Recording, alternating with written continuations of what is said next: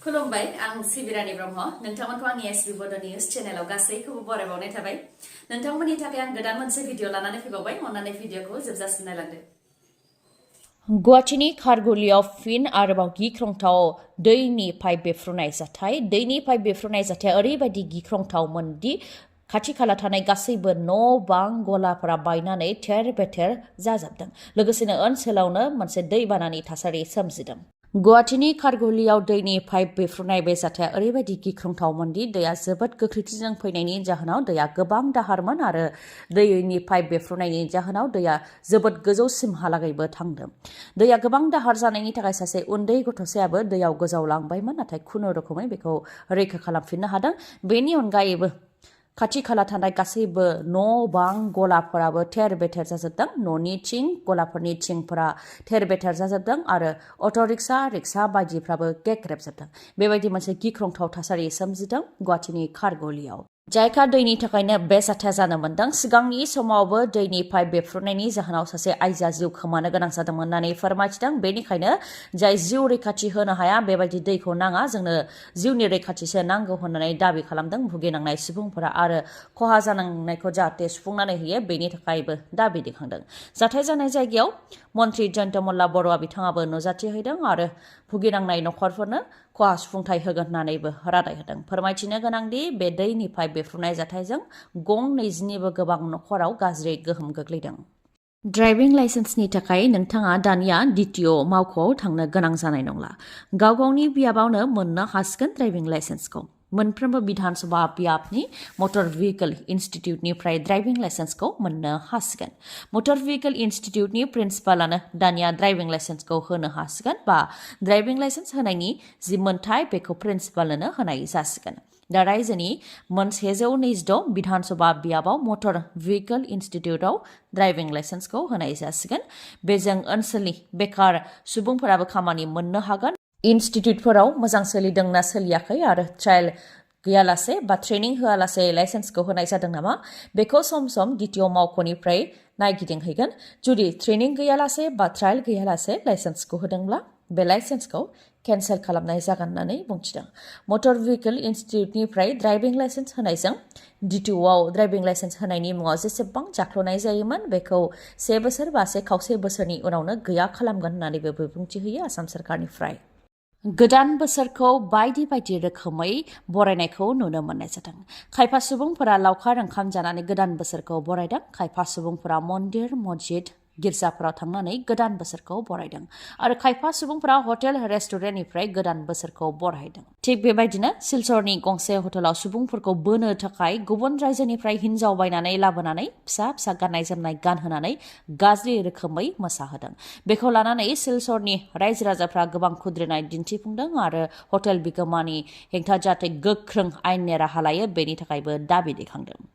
लोगोसेनो बिथांमोना Silchar police थानायावबो FIR होदों एफआइआर होनायनि उनावनो सिलचरनि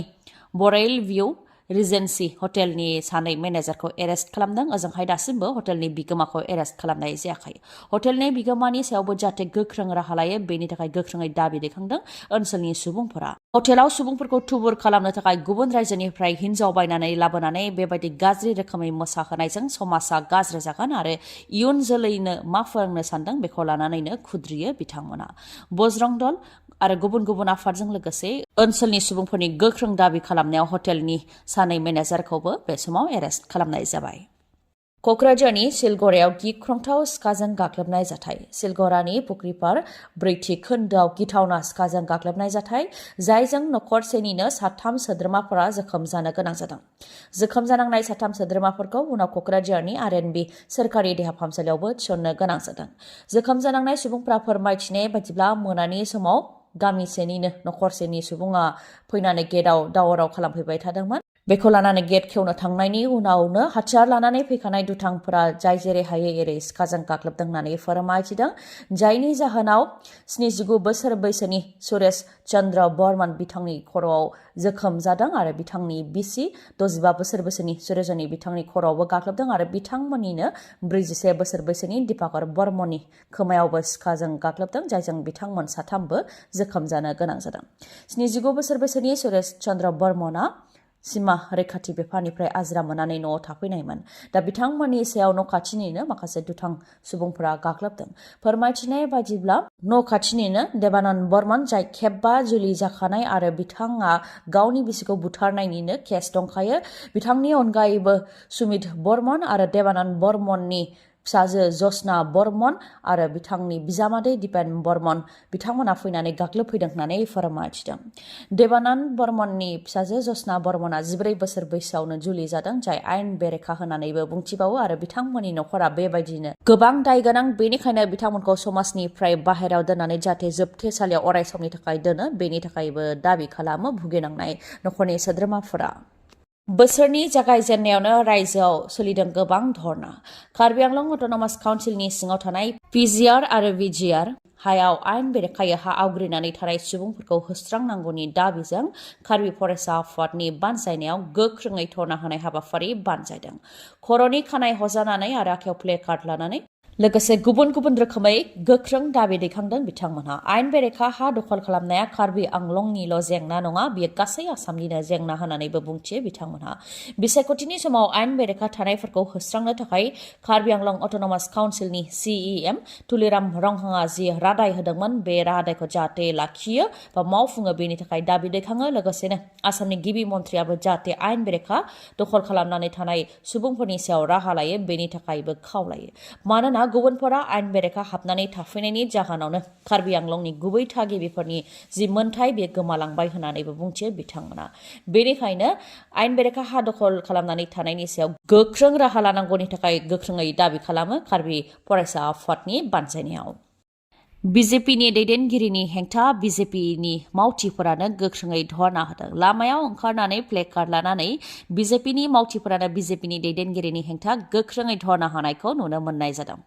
दिमा हासाव अट'नमास काउन्सिलनि CEM देबलाल गार्लसानि हेंथायै गोख्रोङै खुद्रिदों बिजेपिनि मावथिफोरा। गोबां जाख्ल'नायनि अजद होनानै देबलाल गार्लसानि हेंथा गोख्रोङै खुद्रिदों आरो बे CEM खौ नाङा, गोदान CEM नांगौ होननानैबो गोख्रोङै दाबि दैखांदों बिथांमोनहा। खुद्रिनाय बिथांमोनहा आखायाव प्ले कार्डआव गोबां बायदिसिना लिरनानै गोख्रोङै दाबि दैखांदों, जेरै CEM देबलाल गार्लसाया गोबां रां जाख्ल'ग्रा, हानि माफिया बायदि बायदि लिरनानै आरो बिथांखौ बिबाननिफ्राय बोख्लायनांगौ होननानै गोख्रोङै दाबि दैखांदों। बिथाङा ओनसोलाव रेशन कार्डबो होआखै, अरुणोदयबो होआखै आरो PRCबो होआखै होननानै फोरमायथिदों। बेबायदिनो गावनि गोसो बायदियैसो खामानिफोरखौ मावो। हानि खामानि मावनो थाखाय डकुमेन्ट लाङोब्ला डकुमेन्टफोरखौ गारनानै दोनो। बेबायदिनो बिथाङानो सासे EMखौबो बिबाननिफ्राय बोख्लायदों। बेबायदिनो बिथाङा गावनि गोसो बायदियैसो खामानिखौ मावबोदों। बेनिखायनो CEM देबलाल गार्लसाखौ जाहाथे बिबाननिफ्राय बोख्लायो, बेनि थाखाय गोख्रोङै दाबि दैखांदों बिजेपिनि मावथिफोरानो। दिनैनि भिडिअ एसेनोसै। गाबोन आरो गोदान भिडिअजों लोगो मोनफिनबावगोन। नोंथाङा दासिमबो आंनि चेनेलखौ साबस्क्राइब खालामाखैबा अन्नानै साबस्क्राइब खालामदो, लोगोसे लाइक, कमेन्ट आरो शेयार खालामनो दाबाव। गोजोन्थों।